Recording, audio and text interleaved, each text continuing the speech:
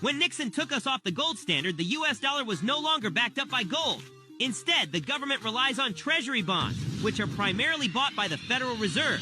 The Fed purchases these bonds by printing money, and the only backing for this printed money is the treasury bonds themselves. Essentially, the government is financed by creating money out of thin air. This leads to a precarious situation where high taxes are maintained to create the illusion of funding the government, while in reality, it's sustained by money printing. If this truth were widely known, it could erode confidence in the currency, potentially causing the dollar to fall and destabilizing the economy. Remember, kids' taxation is theft.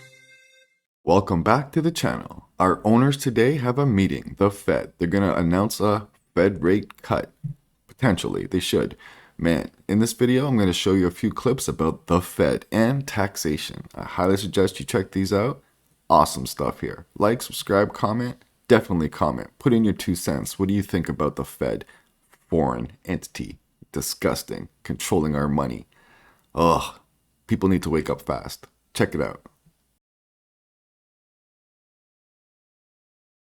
The Federal Reserve is not federal. How many of you did not know before today that the Federal Reserve isn't federal? If you did not, don't be shy. If you didn't know before today that the Federal Reserve isn't federal, raise your hand. Most people don't know that. 9 out of 10 people that I asked off the street don't understand that the Federal Reserve is a non-auditable private banking cartel. They are collecting $36 million an hour in interest from the American people. $36 million an hour in interest from the American people. My children, my 2 children, were born $86,000 in debt based on the national debt. Now, why am I going to take away from those children to give to somebody that is going to be born in 2030? That's not going to happen. So that was my decision. It was very easy. You know, you think about stuff like fear. Oh, the IRS is going to get you. They're going to take your stuff. That's not important to me. Stuff's not important to me. My children are important to me. I'm one of those mothers that will roll up her sleeves with one leg and try to whoop you if you mess with my children. And I think that a lot of mothers are like that. So this is what my decision was. And I went on and started educating people. One of the things that people asked me once I've made this decision and started talking about it, how are we going to run the country without the income tax? I don't know how much Dan got into it, but the Grace Commission report that Ronald Reagan put out in 1984, says that none of the money collected in income tax goes towards running the country. But the bottom line is it's not going towards running the country, so you patriotic people out there, you've been fooled. Beardsley Rummel, he was Federal Reserve Chairman back in 1946, did a speech before the American Bar Association. The title of his speech was Taxes for Revenue Are Obsolete. Within the body of this report, he says that the taxes, the income taxes for redistribution of wealth. What is redistribution of wealth? What is that? That's taking from me that I've worked hard for and giving it from somebody else to somebody else. Shouldn't I have the right to redistribute my wealth if I want to? Another question that they ask me is, how come I haven't heard this on TV, or on the radio, or in the newspaper? Well, sweetie, the simple answer to that is the same people who own the television stations and the newspapers and the radio stations are the same people who are involved with the Federal Reserve. And here is a little statement that says that it only requires 5% ownership to significantly influence the media. Rockefeller is one of the original shareholders of the Federal Reserve. As early as 1963, the House Banking Subcommittee reported that Rockefeller, through Chase Manhattan Bank, controlled 5.9% of the stock in CBS and the bank and gained interlocking directorates with ABC. I went all the way through high school, all the way through college, all the way through testing for the CPA, and all this Irish training and didn't hear about any of this. You think they want this information out here?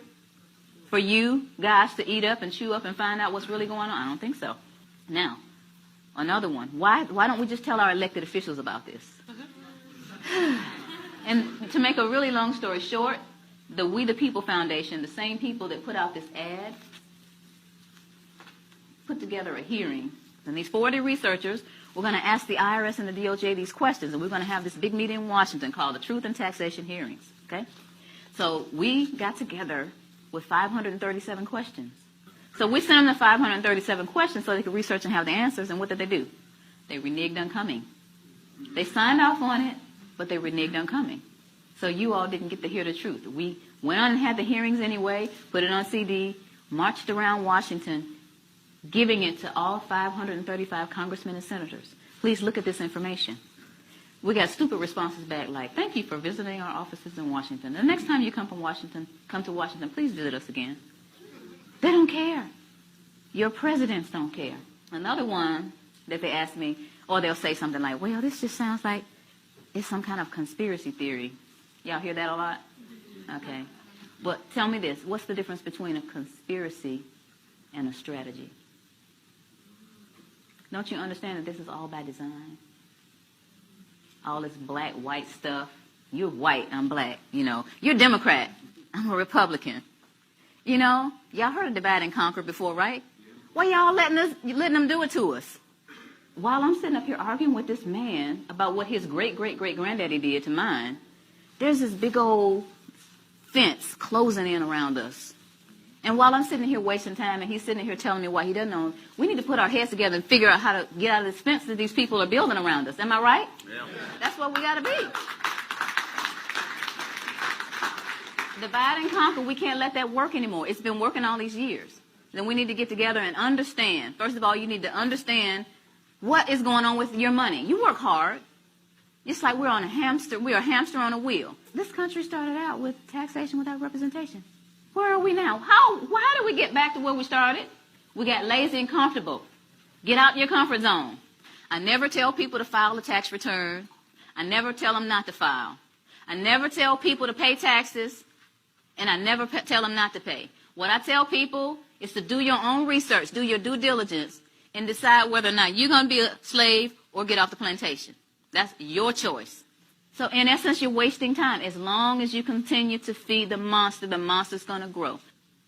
They're going to laugh in your faces. Any kind of cause that you have, anything that you're trying to do in your life concerning getting things back on track with our country, the way it's supposed to be, you're going to get laughed at because you continue to give them the money to do whatever it is they're doing to us.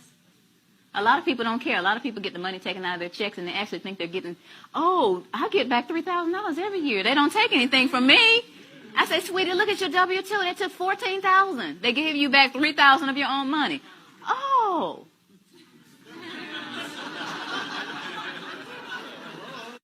But the point is, if each of us understands where we are, who we are, and tries to do something about it, then we're going to get somewhere. This is a great country, but it's off track. And who's going to get it back on track? Yeah. Thank you. How did we go from fighting a revolution over a 2% tax on a breakfast beverage to what we pay today? And we're taxed on money when we receive it, when we spend it, when we keep it, when we invest it, and even when we die with it. It gets worse. We commute to work to make that money in a car that is taxed again to register on roads we're already taxed to build, fueled by gas that is taxed even further, and many times through tolls that tax you again. And that's to maintain bridges and highways and tunnels that already have billions of dollars, taxpayer dollars, allocated to them, and they're still falling apart.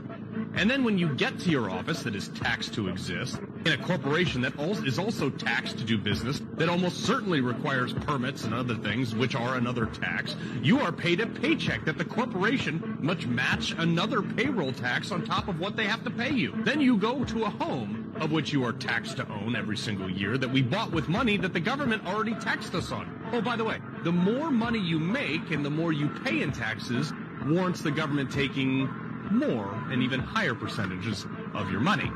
No, I seriously think about this every single day, and I'm sorry if I sound stupid.